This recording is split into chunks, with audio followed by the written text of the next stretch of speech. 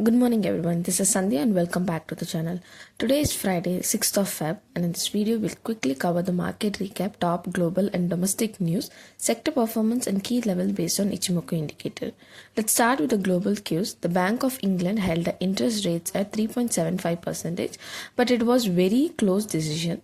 The vote was split 5-4 with 4 members favoring a rate cut. Updated forecasts show inflation falling below target, economic growth slowing, and unemployment rising. Governor Andrew Bailey, who was the swing voter, chose to keep rates unchanged for now, but clearly indicated that there would be a room for rate cuts later this year if conditions improve. Markets reacted immediately. The British pound fell nearly 1%, while UK bond yield declined, signaling expectations of easier monetary policy ahead. Overall, this was a more dovish signal than markets had anticipated. To corporate earnings, Hero MotoCorp delivered a strong Q3 performance, beating the market expectations on profitability. Revenue came in at 10,211 crore, which was largely in line with Bloomberg estimates. However, EBITDA beat expectations at 1,476 crore, reflecting better operating margins, and net profit also surprised positively at 1,203 crore. Overall, while top-line growth remained steady, a strong cost control and margin improvement drove the earnings beat. That said, despite the positive numbers, the stock remained under pressure today, reflecting cautious broader market sentiments. Now coming to the broader market, Nifty 50 closed at 25,642.8, down about 133 points, as selling pressure was seen across the board.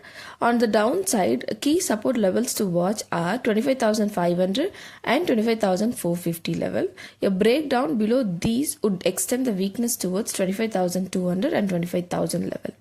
On the upside, 25,820 remains the immediate resistance, followed by the major psychological level of 26,000. Overall, the trend remains cautious and range-bound, with markets waiting for fresh triggers.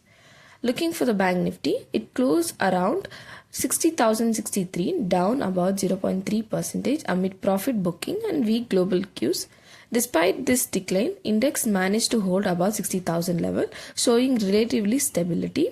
Key supports are placed at 59,800 to 59,900, while immediate resistance is seen near 60,500 by 61,400 and 62,000 level. Overall, Bank Nifty showed mild weakness but held key levels, with traders remaining cautious ahead of RBI policy decisions. Looking at the sector performance, today's market witnessed the broadest based selling.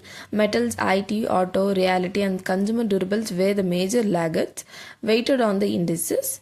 On the positive side, stock performed along with the power infrastructure and select oil and gas stocks, which showed a relative strength.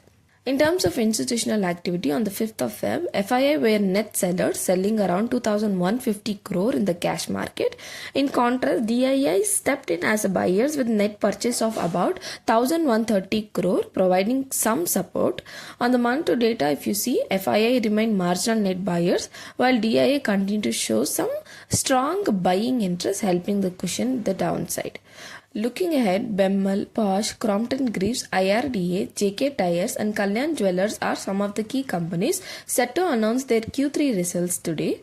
I've also attached the top gainers and losers for the day for your reference. And before we wrap up, this video is for educational purposes only, as I am not a SEBI registered advisor. Please do not make any investment decision based on this content. If you found this video useful, please do subscribe to the channel and leave a comment. It motivates me to do more research and bring a better content for you. Thank you for watching, and I'll see you in the next video.